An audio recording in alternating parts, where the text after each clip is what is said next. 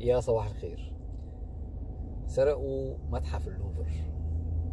أقدم مجموعة من السارقين أمس على سرقة متحف اللوفر الساعة 9 الصبح باستخدام جوز كرين، ونش بيحملوا بيه البضايع زي بتاع المطافي كده بيطلعوا.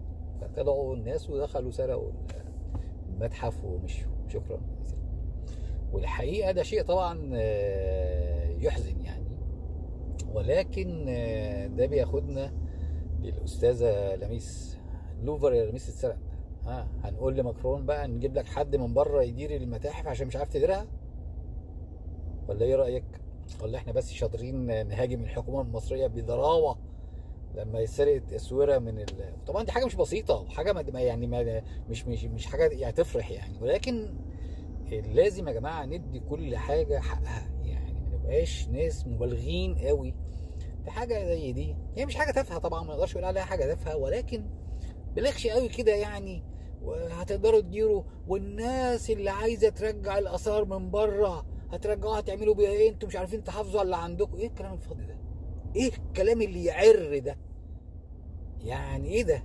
هل يعني هي دي فعلا الناس اللي بتقود الوعي الجمعي في المجتمع؟ المفروض الاشخاص دي هي اللي تقود الوعي الجمعي في المجتمع. اذا هم مش قادرين يقيموا حجم المشكله اللي بيتكلموا فيها، ازاي هتقودوا الوعي الجمعي؟ ازاي انتوا هتشكلوا الوعي في المجتمع؟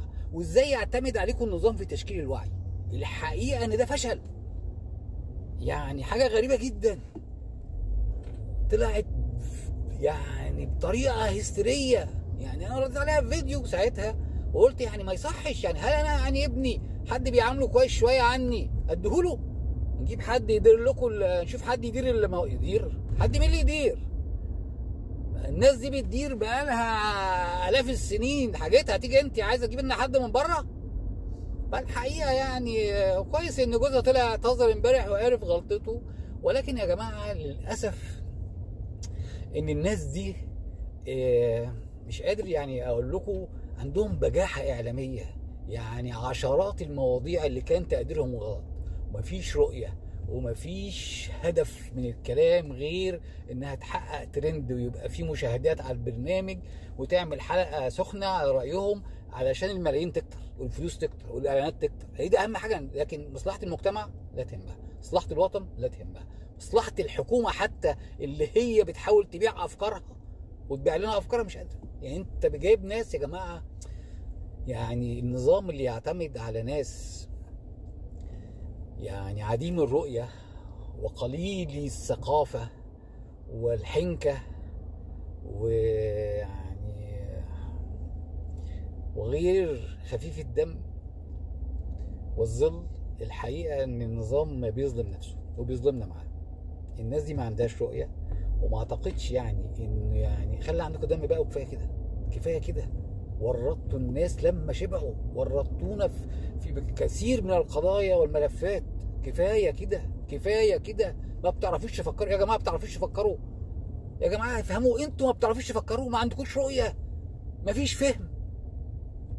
خلاص كفايه. انتوا عايزين ايه؟ يعني عايزين ايه يقنعكم اكتر من ان انتوا عشرات المواضيع بتطلعوا فيها ما بتفهموش حاجه؟ كفايه. ما عندكوش رؤيه، ما بتعرفوش تفكروا. كفايه كفايه. ربنا يهديهم. اشكركم على حسن المتابعه. ارجوكم ما تنسوش تعملوا لايك وشير على فيسبوك وتيك توك، سبسكرايب على اليوتيوب. انا عمرو محمود، ودول كلمتين من القلب. صباح الفل.